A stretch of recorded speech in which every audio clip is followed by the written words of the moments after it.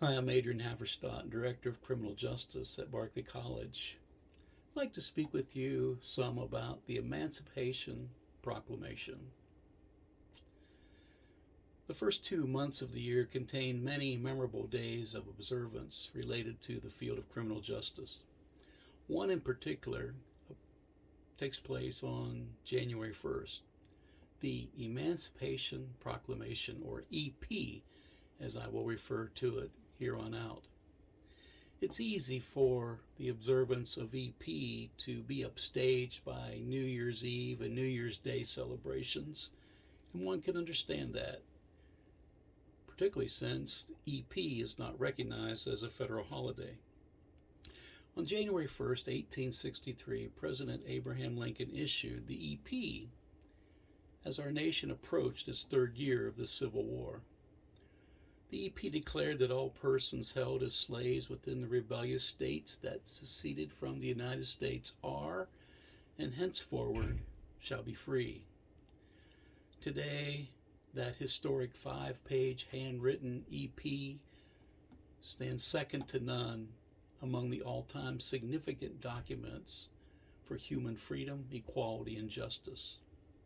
The EP made way for many other days of observance in the United States, which some have been legislated into federal holidays.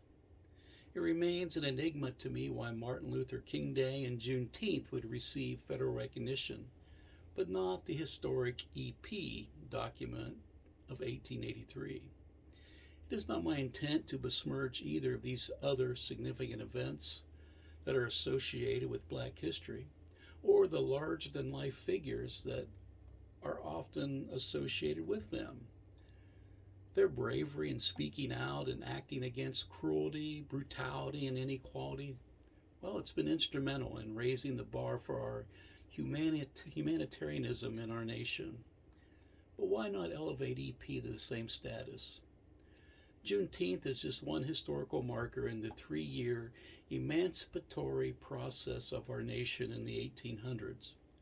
Of course, the first marker was the 1863 presidential writing of the EP.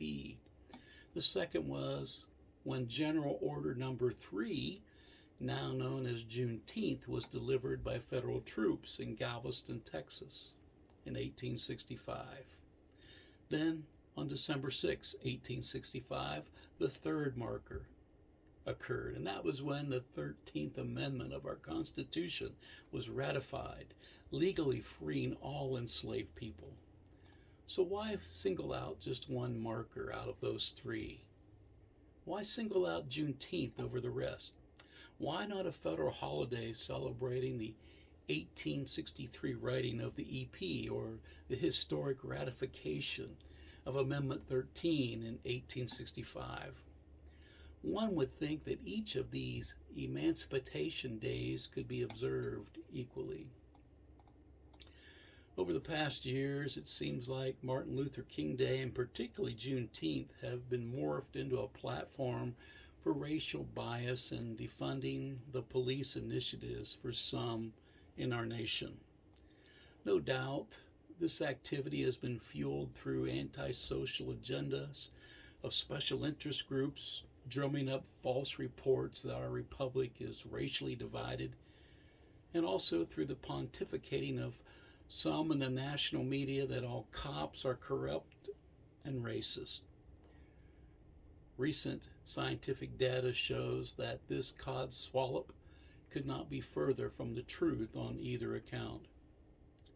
Perhaps in the years to come, particularly on New Year's Day, each of us can pause from the feasting and the football watching to thank God for the writing of the EP, remembering the privilege we have to be citizens of a nation that holds these truths as self-evident, that all men are created equal, that they are endowed by their Creator with certain unalienable rights, that among these are life, liberty, and the pursuit of happiness.